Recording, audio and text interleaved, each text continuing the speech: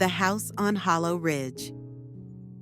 The Miller's station wagon crunched over the gravel driveway as the old farmhouse on Hollow Ridge Road came into view. Its weathered clapboards and sagging porch seemed to watch their approach with hollow window eyes. The afternoon sun cast long shadows across the overgrown yard, making the house appear both welcoming and somehow wrong. "It's perfect," Anna breathed, squeezing her husband's arm. "All this space, away from the city, a fresh start for all of us." John nodded, but something in his smile didn't reach his eyes. "Home sweet home," he said, ignoring the cold knot that had formed in his stomach. Something about the house's silhouette against the darkening Maine sky made him uneasy. In the back seat, 10-year-old Lily pressed her face against the window, while 6-year-old Max clutched his action figure. Their dog, Cooper, whined softly from the back, his usual excitement at new places noticeably absent. At the general store in town, the clerk had fallen silent when John mentioned their new address. "That old Hadley place?" he'd mumbled, making change without meeting John's eyes. "Been empty a while now. Good luck to you folks." He'd said nothing more, and the other customers had suddenly found reasons to leave. That night, after unpacking essentials and ordering pizza that had taken nearly 2 hours to arrive, "Got lost," the delivery boy had said, though the address was simple enough. John tucked Lily into her new bedroom.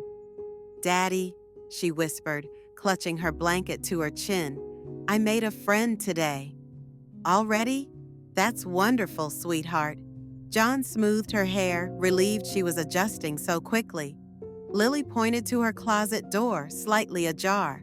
"She lives in there. She says we're going to be here forever." Her voice held no fear, only certainty. "She says everyone stays forever." John's hand froze mid-stroke. "That's just your imagination talking. Get some sleep." As he turned out the light, the closet door creaked open another inch. Anna stumbled into the kitchen, bleary-eyed from a night of strange dreams. "John, did you rearrange the living room last night?" He looked up from his coffee. "What?" "The couch, the bookshelf, everything's in different places. The pictures on the mantel are rearranged, too." They stared at each other, a cold prickle of uncertainty between them. John had taken a sleeping pill and heard nothing all night. Anna had been beside him the whole time. "Maybe we're just disoriented, new house and all," John suggested, though he didn't believe it himself. Later that afternoon, Cooper refused to enter the study, hackles raised as he barked at the empty room. His eyes tracked something invisible, moving from corner to corner. When John tried to drag him in, the dog snapped, something he'd never done before. "Maybe he smells mice," John suggested, rubbing the small bite mark on his hand. "Or something died in the walls," Anna said, trying to sound practical. That evening, Anna screamed. Inside the ancient oven, which she'd been about to use for dinner, was a small, moldy children's shoe, its leather cracked and peeling. It looked decades old, but was positioned as if someone had deliberately placed it there moments ago. "It wasn't there this morning," she insisted, shaking. "I cleaned the whole kitchen. I wiped down the inside of the oven."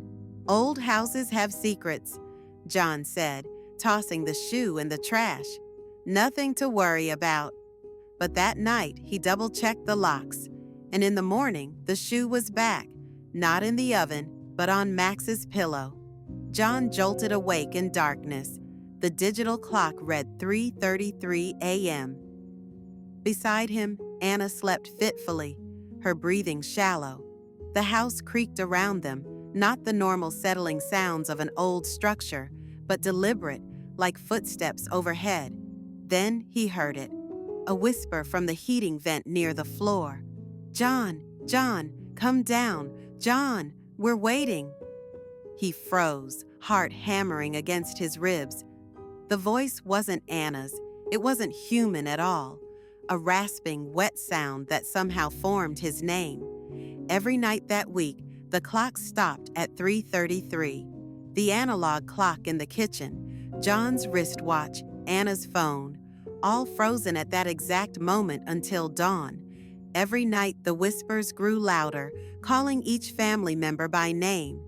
Lily, sweet Lily, come play. Max, little Max, we need you. Anna, beautiful Anna, join us. At breakfast, Max silently pushed a crayon drawing across the table. It showed their house engulfed in flames, vibrant oranges and reds overwhelming the page.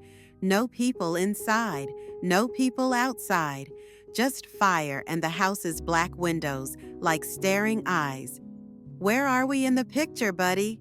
John asked, voice strained. Max stared at his cereal. "The house ate us," he said simply, then returned to eating as if he'd commented on the weather. Anna found Lily talking to the bathroom mirror that afternoon. "Who were you speaking to, honey?" "The other Lily," her daughter replied. "The one who lived here before. She says it'll be my turn soon." While hanging a family photo, John's hammer punched through the plaster, revealing a small cavity. Inside was a leather-bound journal, its pages yellowed and brittle, the corners stained with something rust-colored that John told himself wasn't blood. April 12, 1952. Something is wrong with this house. Yesterday repeats. Marion says I'm imagining things, but I know today has happened before. The children said the same things, word for word. The coffee spilled in the same pattern. April 29, 1952, found scratches inside the walls, claw marks, human-sized, May 3, 1952. It feeds on memories. I'm forgetting things, important things. My mother's face, my childhood. It takes and takes. Marion doesn't answer to her name anymore. May 15, 1952. The children look different. Their eyes. God help me, their eyes aren't right, black all the way through. They speak in unison now. The final entry was scrawled in frantic handwriting. It's hungry again. It's always hungry. It wants all of us. If you're reading this, get out, but you won't. No one ever does. It won't let you. That night, Anna found John asleep in the attic, though he had no memory of going there. He was surrounded by old photographs of families, dozens of them, all standing in front of the house, all smiling identical smiles. "I don't remember coming up here," he said, voice hollow with fear. "You've been up here for hours," Anna whispered. "You wouldn't answer when I called." "John, John!" Anna's scream tore through the house. He found her in the backyard, frantically calling Cooper's name. "He's gone," she sobbed when he reached her. "I let him out back and he just vanished. The fence is intact, the gate locked. He couldn't have gotten out." That night, Anna checked the baby monitor before bed. The grainy night vision showed Lily sleeping peacefully. Then a tall, emaciated figure slid into frame. It stood over Lily's bed, just watching. Its head tilted at an impossible angle, almost upside down. When Anna blinked, it disappeared. She ran to Lily's room, finding her daughter sleeping soundly. No sign of any intruder. But on the wall above Lily's bed, scratched into the wallpaper, "She's ours now." The next morning, Lily refused to look at her parents' reflections. "That's not you in the mirror," she whispered at breakfast. "The house is wearing your faces, but it doesn't get the eyes right." Max nodded solemnly. "Your smiles are all wrong now. They go up too far." Anna ran to the bathroom mirror. For just a second, her reflection smiled back at her, even though her own face was frozen in horror. "We're leaving, now." John threw suitcases into the car. Everyone in, no arguments. They drove for hours, the same stretch of forest repeating endlessly. Every turn led back to Hollow Ridge Road. Every landmark circled them back. The gas gauge never moved, despite their driving. The sun didn't progress across the sky. As night fell, John made a desperate final turn, and their house appeared before them, lights welcoming, as if they'd never left. "No," Anna whispered. "This isn't possible." They woke in their beds the next morning, as if they'd never tried to leave. The car was in the garage, unpacked, the suitcases back in the attic. From their kitchen window, the neighboring farmhouse that had stood a quarter-mile away was gone. In its place was only undisturbed forest, as if it had never existed at all. "What's happening to us?" Anna whispered, her hands shaking so badly she dropped her coffee mug. It shattered, then reassembled itself on the counter, whole again. "The house won't let us leave," Lily answered matter-of-factly, her voice strangely adult. "No one ever leaves. We just change. Ready or not, here I come," Lily called, uncovering her eyes after counting to 20. An hour later, they were still searching for Max. "This isn't funny anymore," John shouted, panic rising as they checked every room, closet, and corner of the house and yard. His voice echoed strangely, as if the house were much larger inside than outside. By nightfall, there was no sign of the 6-year-old. Anna called the police, but the line was dead. John tried to drive to town, but the car wouldn't start. Then the sun set and rose again in the space of minutes, and it was morning without explanation. That night, Anna jerked awake to a scratching sound inside the wall behind their bed. "Mommy?" Max's voice drifted through the plaster. "I'm not me anymore, Mommy. There's someone else wearing me now. They've been waiting so long for new skin." When John smashed through the wall with a hammer, there was nothing but insulation and dust, and tiny child-sized footprints leading into solid wood. At breakfast, Anna stared blankly when Lily asked for pancakes. "Mom, what's wrong?" "I'm sorry," Anna said slowly, her eyes unfocused. "What's my name again? I can't remember. Do I live here? Who are you people?" On the refrigerator, family photos began to change. John's face blurred. Lily's eyes darkened. And Max was no longer in any of the pictures. The padlock on the basement door had been there since they moved in. John had meant to cut it off, but somehow always forgot. Now, with Max missing and Anna forgetting her own name, he took a bolt cutter to the rusted metal. The door swung open with a groan to reveal stairs descending into darkness. John's flashlight beam seemed to be swallowed by the gloom. The basement was larger than physically possible, stretching beyond the house's dimensions. Every inch of wall space was covered with photographs of them, eating dinner, sleeping, playing in the yard. Intimate moments no one could have captured. Some showed Anna with longer hair, John with a beard he'd never grown. The children aging, then young again. In some, they wore clothes from the 1950s, the 1920s, colonial garb. In the center of the room was a single framed photo, face down. John turned it over and recoiled.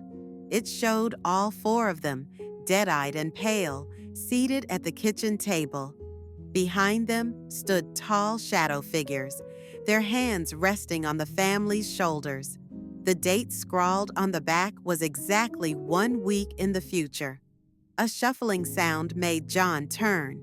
At the far end of the basement, past where the house's foundation should end, stood Max, or something wearing Max's form. His skin was gray, his movements jerky. "Max," John whispered. The thing smiled, Max's dimples appearing in the wrong places. "Time to join the house, Daddy. It's not so bad once you stop fighting." Behind the thing that wasn't Max, more figures emerged from the shadows. Men, women, children, all with the same wrong smiles, the same black eyes. "Join us," they whispered in unison. Become part of the house, forever. John ran, slamming the basement door behind him, but he knew it was too late.